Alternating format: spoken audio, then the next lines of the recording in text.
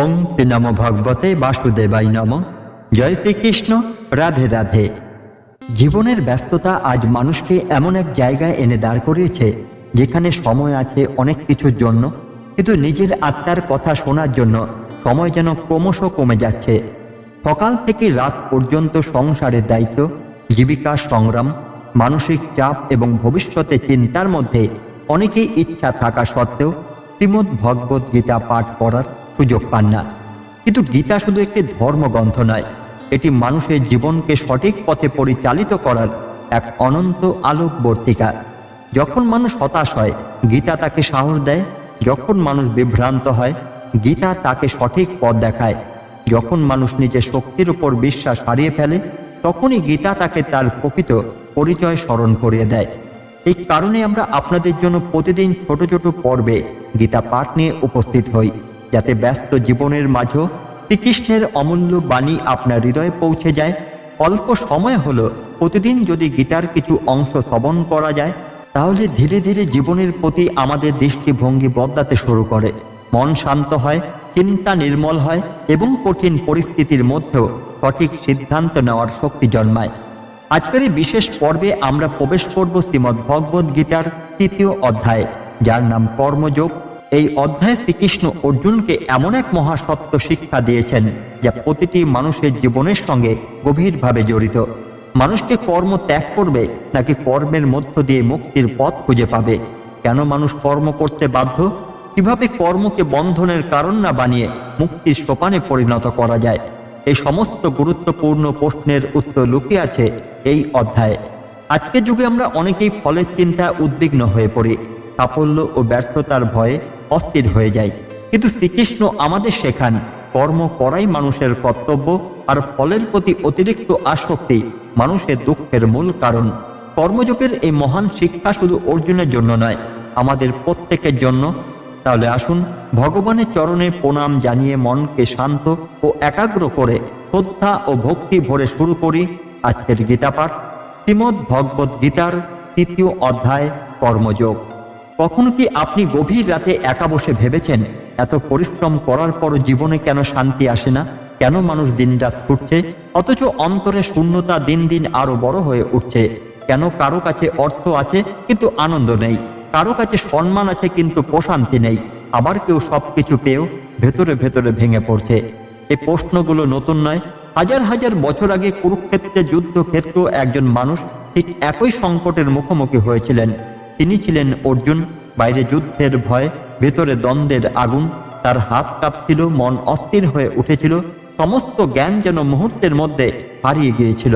সেই সময় শ্রীকৃষ্ণ তাকে যে জ্ঞান দিয়েছিলেন তার একটি অত্যন্ত গুরুত্বপূর্ণ অধ্যায় হল কর্মযোগ। গীতার ৩য় অধ্যায়।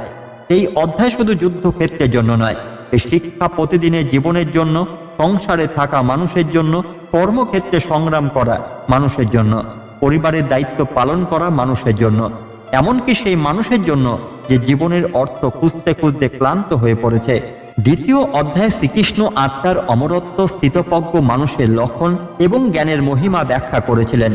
কিন্তু অর্জুনের মনে তখন একটি গভীর প্রশ্ন জেগে উঠল, যদি জ্ঞানই সর্বোচ্চ হয়, যদি আত্মার উপলব্ধি মানুষের চূড়ান্ত লক্ষ্য হয়, তাহলে কর্ম করার প্রয়োজন কি? কেন মানুষকে কর্মের পথে ঠেলে দেওয়া হচ্ছে? এই প্রশ্ন শুধু অর্জুনের ছিল না, আজও অসংখ্য মানুষের মনে এই প্রশ্ন জাগে। কেউ ভাবে সংসার ছেড়ে চলে গেলে হয়তো শান্তি পাওয়া যাবে, কেউ ভাবে কাজই সব দুঃখের কারণ, কেউ আবার মনে করে দায়িত্ব থেকে দূরে সরে গেলেই মুক্তি মিলবে। কিন্তু শ্রীকৃষ্ণ মানুষের এই ভুল ধারণা ভেঙে দেন। তিনি বোঝান, কর্ম থেকে পালিয়ে নয়, কর্মের মধ্য দিয়ে মুক্তি অর্জন করতে হয়। এই পৃথিবীর দিকে একবার তাকিয়ে দেখুন। সূর্য প্রতিদিন উদয় হয়, নদী অবিরাম বয়ে চলে, বৃক্ষ ফল দেয়, বাতাস বইতে থাকে, প্রকৃতির প্রতিটি উপাদান নিজের কাজ করে চলেছে। কোথাও অলসতা নেই, কোথাও দায়িত্ব থেকে পলায়ন নেই। প্রকৃতি নিজেই যেন কর্মযোগের এক জীবন্ত উদাহরণ। শ্রীকৃষ্ণ বলেন, এই জগতে এক মুহূর্ত কেউ কর্ম ছাড়া থাকতে পারে না। মানুষ ভাবতে পারে সে কিছু করছে না, কিন্তু তার মন চিন্তা করছে, হৃদয় অনুভব করছে, শ্বাস প্রশ্বাস চলছে। অর্থাৎ কর্ম জীবন থেকে আলাদা নয়, কর্মই জীবন। আজকে যুগে অনেক মানুষ আধ্যাত্মিকতার ভুল ব্যাখ্যা করে। তারা মনে করে সবকিছু ছেড়ে দিয়ে নিশ্চুপ হয়ে বসে থাকাই ধর্ম। কিন্তু গীতা আমাদের সম্পূর্ণ ভিন্ন শিক্ষা দেয়। শ্রীকৃষ্ণ বলেন, যে বাইরে থেকে কর্ম ত্যাগ করে কিন্তু মনে মনে বিষয় বাসনা চিন্তা করে, সে প্রকৃত ত্যাগী নয়। আর যে নিষ্কামভাবে নিজের কর্তব্য পালন করে, সেই প্রকৃত যোগী। এই শিক্ষা আজকে সমাজে ভীষণ প্রাসঙ্গিক। কেউ অফিসে কাজ করছে কিন্তু সারাক্ষণ অন্যের সাফল্য দেখে ঈর্ষা করছে। কেউ ব্যবসা করছে কিন্তু শুধু লাভের চিন্তায় অস্থির। কেউ সমাজ সেবা করছে কিন্তু ভিতরে ভেতরে প্রশংসার আকাঙ্ক্ষা পোষণ করছে। বাহ্যিকভাবে তারা কর্ম করছে কিন্তু অন্তরে আসক্তি শৃঙ্খলে আবদ্ধ। অন্যদিকে একজন সাধারণ মানুষ হয়তো নীরবে নিজের পরিবারকে দেখাশোনা করছে, সততার সঙ্গে নিজের দায়িত্ব পালন করছে, কারো ক্ষতি করছে না এবং নিজের কর্মকে ঈশ্বরের উদ্দেশ্যে উৎসর্গ করছে। গীতার দৃষ্টিতে সেই মানুষ অনেক বেশি উন্নত। কর্মযোগের মূল রহস্য এখানেই। সমস্যা কর্মে নয়, সমস্যা কর্মের সঙ্গে জড়িয়ে থাকা আসক্তিতে। মানুষ যখন ফলের প্রতি অতিরিক্ত আসক্ত হয়ে পড়ে, তখন তার জীবনে উদ্বেগ জন্মায়। সে ভাবে, যদি ব্যর্থ হই, যদি মানুষ আমাকে সম্মান না দেয়, যদি আমার আশা পূরণ না হয়, এই ভয়ই মানুষকে দুর্বল করে দেয়। আজ লক্ষ লক্ষ তরুণ তরুণী ভবিষ্যতে চিন্তায় রাতে ঘুমাতে পারে না। পরীক্ষার ফল, চাকরি, অর্থ, সম্পর্ক সবকিছু নিয়ে তাদের মনে এক অদৃশ্য চাপ কাজ করে। কিন্তু শ্রীকৃষ্ণ শেখান, তোমার অধিকার কর্মে, ফলে নয়। তুমি তোমার সর্বোচ্চ চেষ্টা করো, সততার সঙ্গে কাজ করো, কিন্তু ফলের মালিকানা নিজের হাতে নিয়ে যেও না। কারণ ফল অসংখ্য শক্তির সমন্বয়ে নির্ধারিত হয়। মানুষের চেষ্টা তার একটি অংশ মাত্র। যখনই সত্য হৃদয়ে প্রবেশ করে, তখনই জীবনের অনেক বোঝা হালকা হয়ে যায়। তখন মানুষ বুঝতে পারে তার কাজ হলো বীজ বপন করা, ফল ফলানো প্রকৃতির কাজ। একজন কৃষক যখন জমিতে বীজ বপন করেন, তখন তিনি আন্তরিকভাবে পরিশ্রম করেন। কিন্তু বৃষ্টি হবে কি হবে না, বাতাস কেমন বইবে, প্রকৃতি কিভাবে সাহায্য করবে, এসব তার নিয়ন্ত্রণে নেই। তবুও তিনি কর্ম করেন। এই বিশ্বাসই কর্মযোগ। শ্রীকৃষ্ণ এরপর যজ্ঞের গভীর তত্ত্ব ব্যাখ্যা করেন। এখানে যজ্ঞ মানে শুধু অগ্নিতে আহুতি দেওয়া নয়, এখানে যজ্ঞ মানে নিঃস্বার্থ উৎসর্গ। যখন মানুষ নিজের স্বার্থের বাইরে গিয়ে অন্যের কল্যাণের জন্য কাজ করে, তখনই তার কর্ম যজ্ঞে পরিণত হয়। একজন মা যখন নিঃস্বার্থভাবে সন্তানের জন্য ত্যাগ করেন, সেটিও যজ্ঞ। একজন শিক্ষক যখন আন্তরিকভাবে জ্ঞান দান করেন, সেটি যজ্ঞ। একজন চিকিৎসক যখন মানব সেবাকে কর্তব্য হিসেবে গ্রহণ করেন, সেটি যজ্ঞ। একজন সাধারণ মানুষ যখন সততার সঙ্গে নিজের দায়িত্ব পালন করেন, সেটিও যজ্ঞ। এই যজ্ঞ ভাবনা হারিয়ে যাওয়ার কারণেই আজ সমাজে এত অশান্তি। মানুষ শুধু নিতে চায়, দিতে চায় না। সবাই সম্মান চায় কিন্তু অন্যকে সম্মান দিতে চায় না। সবাই ভালোবাসা চায় কিন্তু ভালোবাসা দিতে কৃপণতা করে। ফলে হৃদয়ের ভেতরে শূন্যতা বাড়তে থাকে। শ্রীকৃষ্ণ বলেন, যিনি শুধু নিজের ভোগের জন্য বাঁচেন, তিনি প্রকৃতপক্ষে নিজের জীবনকে সংকীর্ণ করে ফেলেন। কিন্তু যিনি নিজের কর্মকে বৃহত্তর কল্যাণের সঙ্গে যুক্ত করেন, তার জীবন অর্থপূর্ণ হয়ে ওঠে। এই পৃথিবীতে যারা সত্যি মহান হয়েছেন, তারা কেউ নিজের জন্য বাঁচেননি। তারা কর্মকে উপাসনা বানিয়েছেন, তারা কর্তব্যকে পূজা বানিয়েছেন, তারা জীবনকে উৎসর্গে রূপান্তরিত করেছেন। আর সেখানেই লুকিয়ে আছে কর্মযোগের অলৌকিক শক্তি। শ্রীকৃষ্ণ যখন কর্মযোগের এই গভীর তত্ত্ব ব্যাখ্যা করছিলেন, তখন তিনি শুধু অর্জুনকে যুদ্ধ করার জন্য প্রস্তুত করছিলেন না, তিনি সমগ্র মানব জাতিকে একটি চিরন্তন সত্য জানিয়ে দিচ্ছিলেন। এই সত্য হলো, মানুষের জীবন তার কর্মের মধ্যেই অর্থপূর্ণ হয়। যে মানুষ কর্ম থেকে পালাতে চায়, সে নিজের ভাগ্য থেকেও পালাতে চায়। আর যে মানুষ নিজের কর্তব্যকে ঈশ্বরের আদেশ হিসেবে গ্রহণ করে, তার জীবন ধীরে ধীরে আলোর পথে এগিয়ে যায়। আজকের পৃথিবীতে আমরা প্রায় দেখি মানুষ কাজকে বোঝা মনে করে। সকাল থেকে রাত পর্যন্ত ছুটে চলা, সংসারের দায়িত্ব, কর্মক্ষেত্রে চাপ, সম্পর্কে জটিলতা, সবকিছু মিলে অনেকেই মনে করেন জীবন যেন শুধু সংগ্রামের আরেক নাম। কিন্তু শ্রীকৃষ্ণ এই সংগ্রামের মধ্যে মুক্তির পথ দেখিয়েছেন। তিনি বলেন, পৃথিবীর সমস্ত মানুষ একে অপরের সঙ্গে অদৃশ্যভাবে যুক্ত, কেউ একা নয়। একজন কৃষক খাদ্য উৎপাদন করেন বলে একজন শিক্ষক বেঁচে থাকেন। একজন শিক্ষক জ্ঞান দেন বলে একজন চিকিৎসক তৈরি হন। একজন চিকিৎসক মানুষের জীবন রক্ষা করেন বলে সমাজ এগিয়ে যায়। এইভাবে প্রত্যেকের কর্ম অন্যের জীবনের সঙ্গে জড়িয়ে আছে। তাই যখন কেউ নিজের কর্তব্য অবহেলা করে, তখন সে শুধু নিজের ক্ষতিই করে না, সমগ্র সমাজের ভারসাম্যকেও দুর্বল করে। মহাভারতের ইতিহাসের দিকে তাকালে এই সত্য আরো স্পষ্ট হয়। যদি ভীষ্ম নিজের কর্তব্য না পালন করতেন, যদি বিদুর সত্যের পথে অটল না থাকতেন, যদি কুন্তী অসীম কষ্ট সহ্য করেও ধর্মকে আঁকড়ে না ধরতেন, তাহলে ইতিহাস অন্যরকম হতে পারত। প্রত্যেক মানুষ তার কর্মের মাধ্যমে সময়ের স্রোতে একটি অমোচনীয় ছাপ রেখে যায়।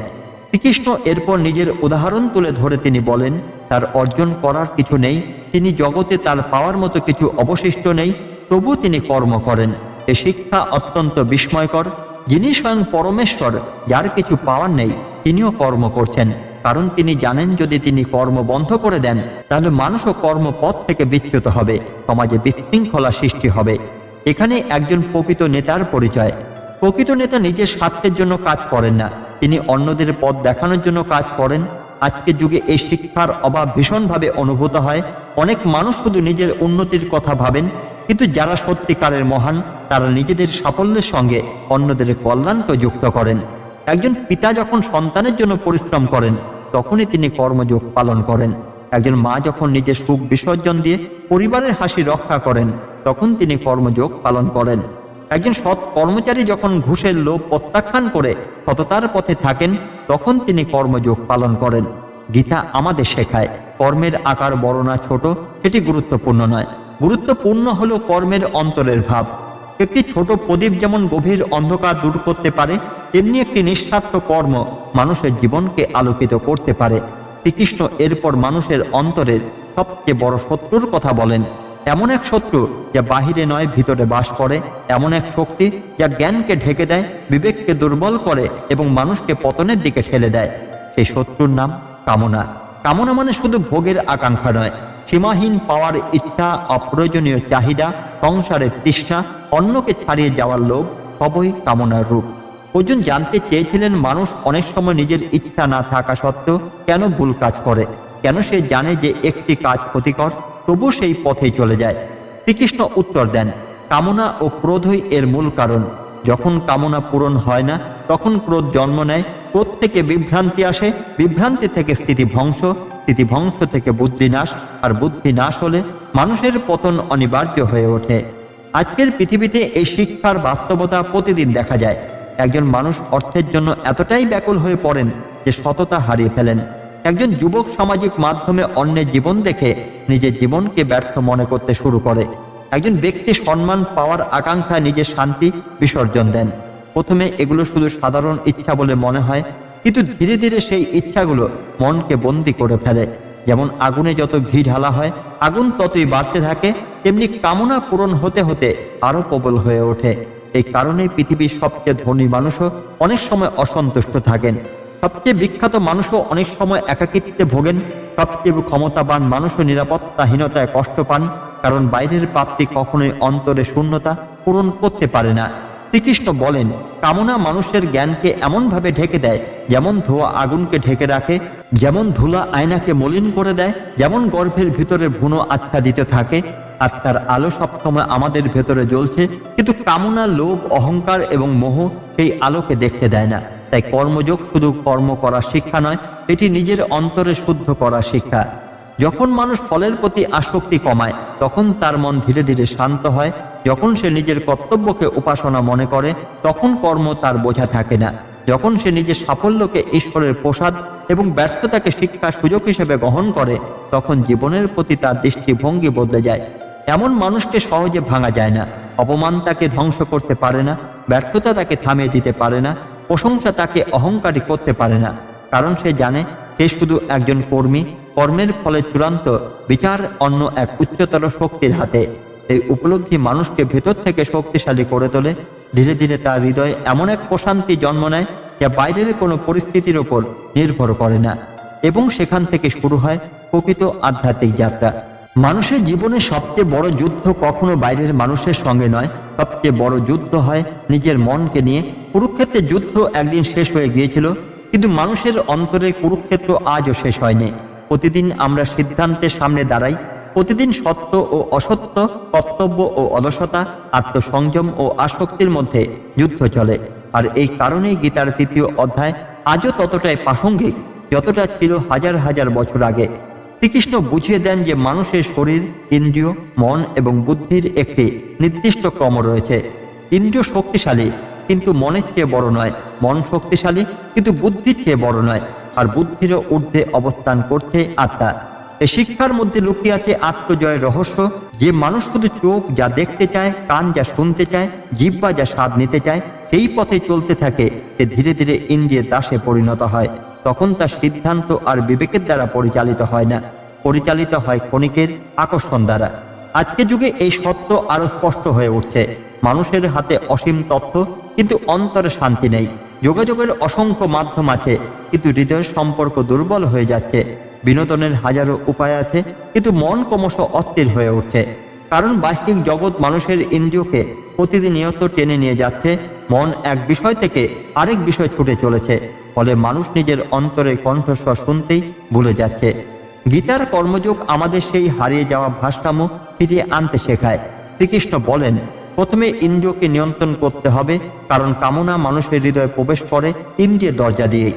একটি ক্ষুদ্র আকর্ষণ ধীরে ধীরে অভ্যাসে পরিণত হয়, অভ্যাস আসক্তিতে রূপ নেয়, আর আসক্তি মানুষকে বন্দী করে ফেলে। একটি ছোট উদাহরণ ভাবুন।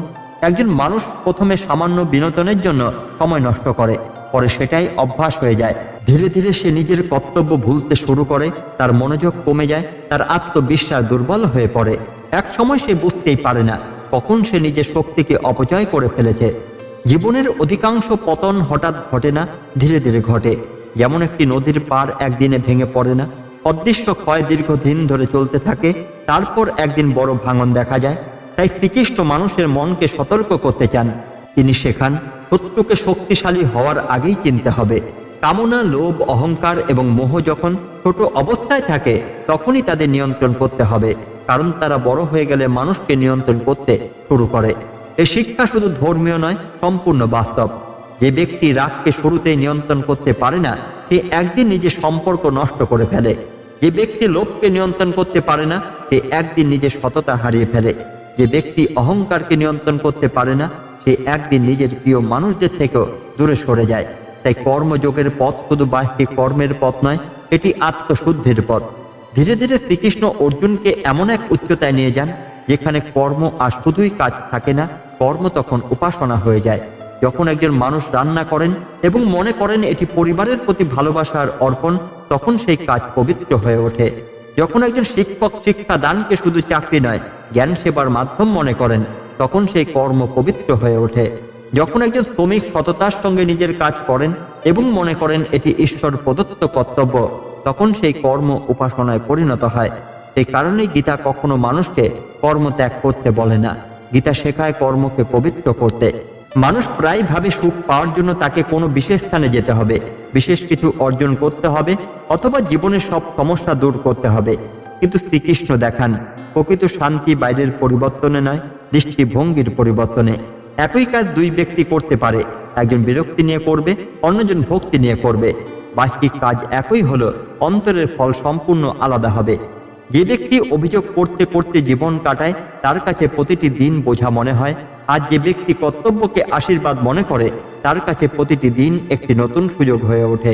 কর্মযোগের এই শিক্ষা মানুষকে হতাশার অন্ধকার থেকে বের করে আনে, কারণ তখন সে বুঝতে পারে জীবনের মূল্য শুধু ফলাফলে নয়, মূল্য রয়েছে প্রচেষ্টায়, মূল্য রয়েছে সততায়, মূল্য রয়েছে নিষ্ঠায়।